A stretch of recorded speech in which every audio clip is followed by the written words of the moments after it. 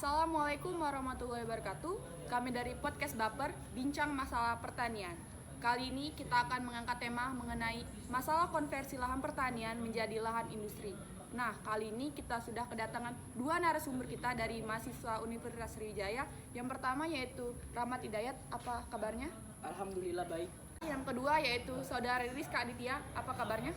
Alhamdulillah baik, Mbak. Baiklah, langsung saja nih. Banyak sekali petani-petani sekarang yang sudah kehilangan hak miliknya, terutama lahan pertanian yang semakin sempit akibat konversi lahan pertanian. Nah, saya ingin bertanya nih kepada Saudara Adit, apa sih konversi lahan pertanian itu? Terima kasih Mbak Putri atas pertanyaannya. Jadi menurut saya konversi lahan adalah suatu tindakan ilegal ataupun yang tidak harus dilakukan, karena konversi lahan tersebut dapat merubah fungsi semula dari suatu lahan menjadi fungsi yang dapat berdampak negatif ataupun buruk kepada sekitar lahan atau sekitar lingkungan lahan tersebut, Mbak Putri. Mungkin itu saja dari saya. Baik, terima kasih. Jawabannya singkat dan jelas ya. Selanjutnya nih untuk Saudara Dayat, mengapa sih konversi lahan pertanian itu bisa terjadi? Oke, baiklah, terima kasih atas pertanyaannya. Jadi alih fungsi lahan itu biasanya tuh disebabkan oleh beberapa faktor. Nah, di sini menurut saya ada 3 faktor penyebab dari alih fungsi lahan. Nah, faktor yang pertama itu adalah faktor internal, dan yang faktor yang kedua itu faktor eksternal, dan yang ketiga itu adalah faktor kebijakan. Jadi baiklah, di sini faktor internal itu biasanya berkaitan dengan pertumbuhan perkotaan. Terus juga ada namanya ekonomi dan demografi. Nah, faktor eksternal itu biasanya di sini adalah kondisi sosial ekonomi rumah tangga pertanian. Terus yang ketiga faktor kebijakan. Nah, faktor kebijakan ini biasanya itu berkaitan dengan regulasi pemerintah pusat maupun daerah. Oke, baik sekali jawabannya. Baiklah, aku di sini mau bertanya nih kepada kalian berdua mengenai apa sih dampak yang ditimbulkan dari konversi lahan tersebut?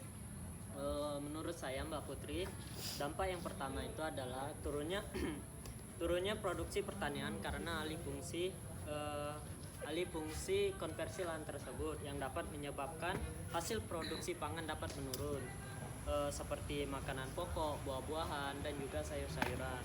Di lain itu juga berdampak pada para petani itu sendiri, karena para petani tersebut tidak dapat merasakan hasil panen dari lahan mereka.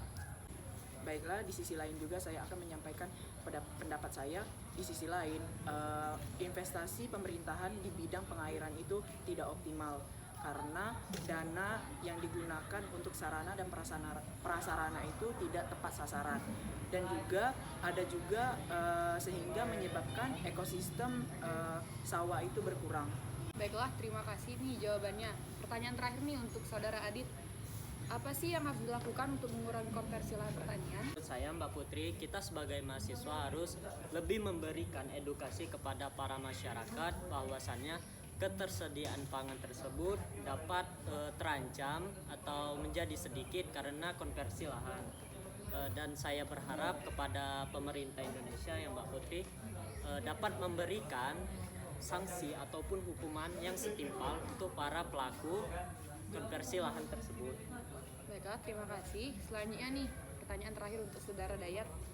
Apa nih yang bisa dilakukan untuk mengurangi atau mengatasi konversi lahan pertanian? Baiklah, terima kasih atas pertanyaannya. Di sini juga kita bisa memberikan bantuan insentif pemerintah. Nah, untuk pertanian. Nah, kita juga berperan penting untuk meningkatkan sumber daya manusia di bidang pertanian, serta kita juga berharap adanya regulasi penguatan kebijakan dalam bidang pertanian ini. Terima kasih untuk para narasumber kita yang sudah mau membahas tentang masalah alih fungsi lahan. Semoga podcast ini bermanfaat dan juga memberikan pandangan yang luas bagi para penonton.